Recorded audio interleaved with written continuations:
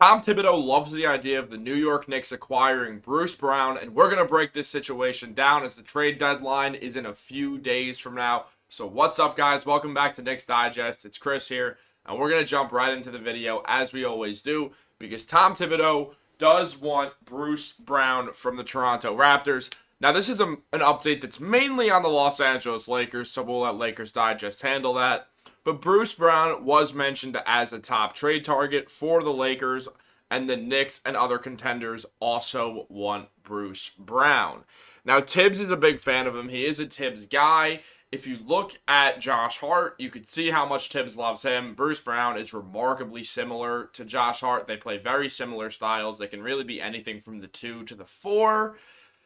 And they're kind of a jack-of-all-trades, master-of-none, glue guy type player. And that's great. And I think that Bruce Brown is going to get traded and help a team out a lot. But I don't think that's going to be the Knicks. And I think most of us are going to be in agreement here that it's probably not going to be the New York Knicks who are going for Bruce Brown.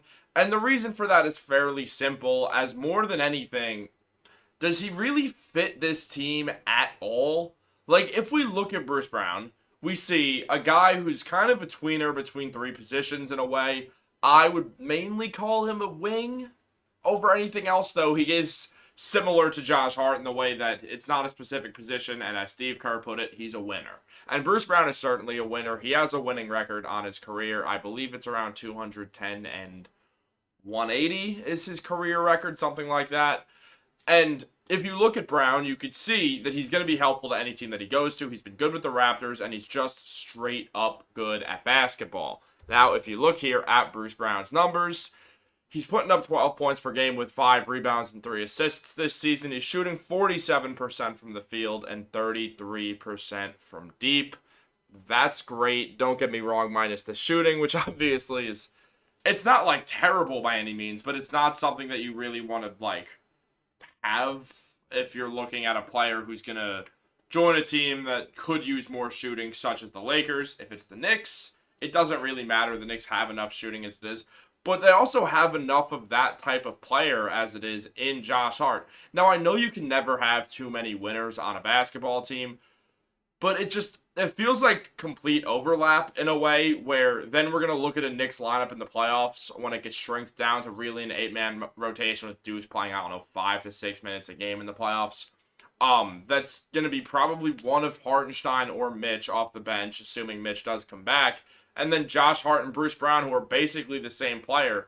So if you look at it, you're just going to see a lot of redundancy on the Knicks court and not that much shot creation and shooting off the Knicks bench. And that is something that I think they're in biggest need of. Look, the Knicks are a great team.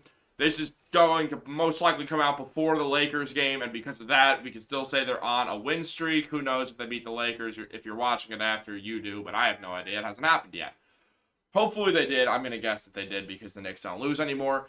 But really, we're looking at Bruce Brown, and every sign points to let him go to a different team. Now, there is an interesting side of this that we have to talk about because it is very important.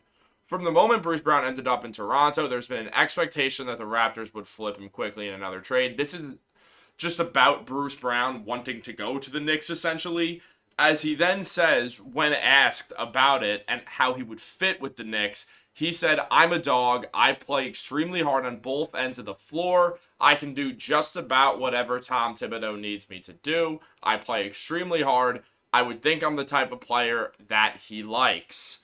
So obviously, Bruce Brown just went out there and marketed to essentially say, hey, can the Knicks trade for me like they traded for OG? I would love to go there.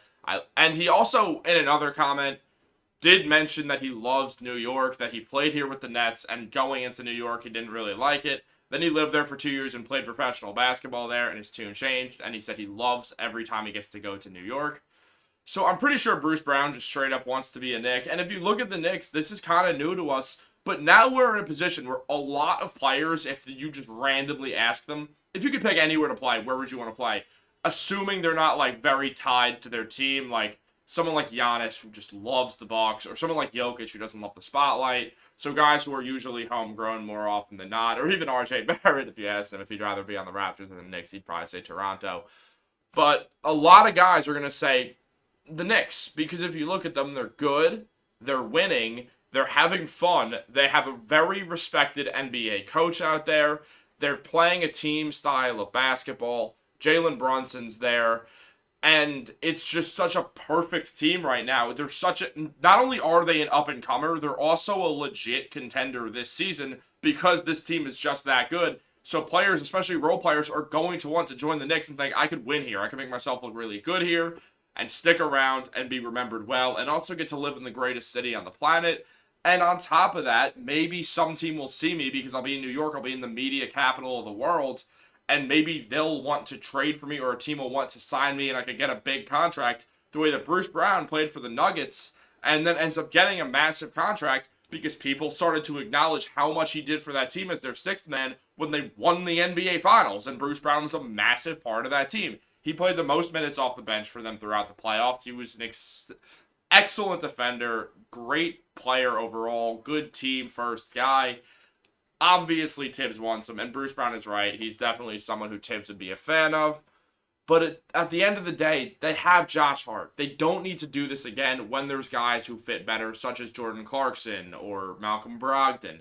There's other guys out there who would just make more sense for the Knicks to trade for, especially some sort of guard, or at least a player sized of a guard, like the way that Bruce Brown is. If the Knicks are going to trade for someone who is going to be playing some minutes with Randall being out for the next month and potentially longer, depending on how that shoulder heals, I'd rather it be someone with size. I don't think I'm in the minority when I say that, because we already have Josh Hart, who's 6'4" and does all the things that Bruce Brown does. There's no purpose in getting a second one of him. If you're going to get someone who's not a shot-creating guard, go out there and get an actually sized power forward. It would just make sense to add to the roster for potential matchups and very specific situations. Also, let's talk about Woj, because Woj has been saying a lot that the Knicks could make a few moves here, and something very, very interesting to me is the fact that Woj has consistently said that they're going to trade for a star, and one of the big appeals to the Knicks trading for Bruce Brown is they could use that contract that his option date is June 29th, and they could use, that's the same day the free agency starts, by the way, and they could use that contract to flip for a star player this summer, because Woj has been very adamant that the Knicks are going to be trading for a star in the very near future. So let's just break that down very quickly, because if you just are to take a look here, Woj is CAA. This is like the fourth time that he said they're going to pursue a star this offseason. It's worth something that he's basically been saying it's inevitable, and New York must have a super strong confidence based on back channels that someone who they want is CAA and will ask out. And this is a quote tweet that's initially just saying that Woj, or that Woj is essentially breaking down that the Knicks are targeting scoring help off the bench like Jordan Clarkson, Alec Burks, and Bruce Brown. Brown obviously on the list. And Alec Burks' contract ends. First of all, it's smaller. It's only $10 million per, because that's the one the Knicks signed him to a few years back. But it's also just a smaller deal, so you can't use that to trade for a star, unlike the Bruce Brown money that you absolutely can, because it's in the low 20s, which is basically exactly where the Knicks wanted it to be. We already saw Bruce Brown be that player in the Pascal Siakam trade, so we know that it's a possibility. And the Knicks can use him. He'll have value. He'll probably get traded to a team that's in a situation like the Raptors, who are kind of starting a rebuild. And then the next team will just flip him again and get picks out of him or something. The same way that the Raptors are going to do with Bruce Brown now. Maybe they'll get picks from the Knicks. Maybe it'll be from the Lakers. Maybe it'll be from a completely different team that's wanted Bruce Brown, because I'm going to guess that most teams that are trying to win at all would want Bruce Brown on their team after all. So that, I think, is the biggest appeal to Bruce Brown, definitely in my mind. And if we just continue to talk about Woj for a second, as James Ryder mentions, he feels like it's going to be Donovan Mitchell, but Booker is the only other guy who fits his position. James Ryder works for Let's Talk Knicks, who I also do some stuff with, so shout out to Let's Talk Knicks. And also, Woj is saying that the New York Knicks will trade at a specific time for a star. He's not saying if, he's not saying anything but will, which means that he's pretty confident that the Knicks might trade for a star. And that is the biggest appeal to Bruce Brown, because if you know the Knicks are going for a star this summer, then it would make some sense to use Brown's contract The problem for me is I think you could do the same thing with Malcolm Brogdon because we already saw Brogdon in a deal for a star player in Drew Holiday. So I'm pretty sure that we could just do the same thing with Malcolm Brogdon, who has a remarkably similarly valued contract to Bruce Brown. And then you can sort of just call it a day and do the same thing and have a player who fits on the roster better. And you can also probably do that with Jordan Clarkson. So I just don't fully see the appeal to Bruce Brown. For the New York Knicks, I think more teams will want him more. And that's really, I think, what makes the most sense for the Knicks now is to go for shot creation over what Bruce Brown brings to the table, which is basically a little bit of everything. But the Knicks have a very specific need.